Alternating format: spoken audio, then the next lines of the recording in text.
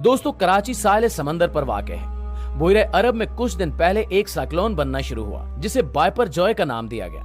वहां पहले कम रफ्तार की हवा चलना शुरू हुई जिसने आहिस्ता आहिस्ता तेज और शदीद साइक्लोन का रूप धार लिया। अब ये एक खतरनाक साइक्लोन बन चुका है और मुसलसल शुमाल की तरफ जा रहा है।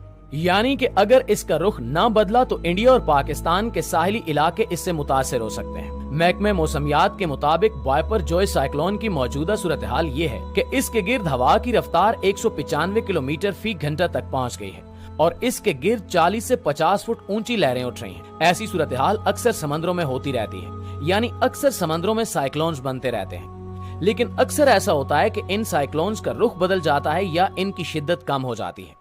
लेकिन परेशानी की बात यह है कि इस साइक्लोन जिसको बाइपर जॉय का नाम दिया गया है, इसकी शिद्दत कम नहीं हो रही और ना ही हवाओं का रुख तब्दील हो रहा है। 6 जून को यह साइक्लोन बना और तब से मुसलसल शदीद होता जा रहा है और मुसलसल शुमाल की तरफ बढ़ता जा रहा है। रिपोर्ट पेश की गई है कि अगले 3 दिन मजीद ये साइक्लोन शुमाल की जानिब बढ़ता रहेगा और अगर इसी रफ्तार के साथ ये आगे बढ़ता रहा तो 12 से 16 जून के दरमियान ये साइक्लोन इंडिया और पाकिस्तान के साहिलों से टकरा सकता है।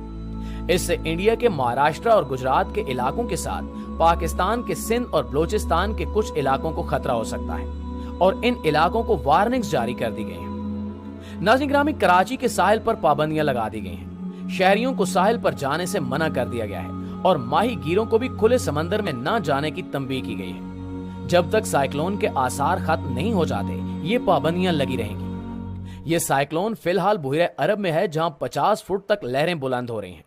अगर ये साइक्लोन कराची तक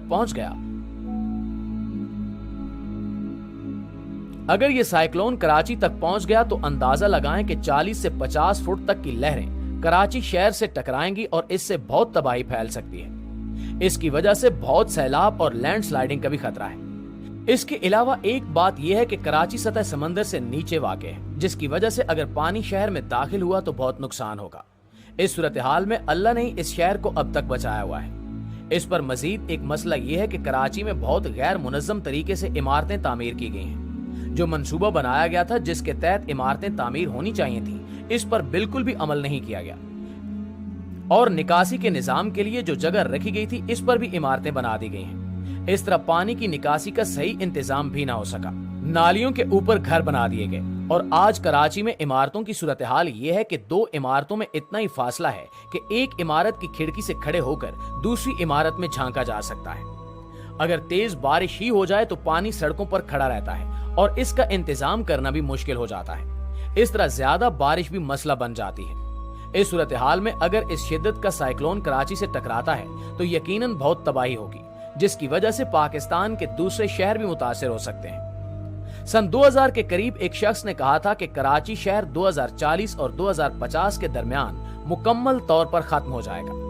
अब तक इस शहर को बहुत नुकसान पहुंचाया जा चुका है। इंतजामिया से लेकर तामीरात तक कराची अपनी मौजूदा सूरत हाल से कई गुना बेहतर हो सकता था अगर सही तौर पर इसका निजाम चलाया जाता, लेकिन तकरीबन हर हुकूमती नुमाइंदे ने इसे नुकसान ही पहुंचाया है। खुदा हमारे वतन को अपनी हिफ्ज़ो अमान में रखे।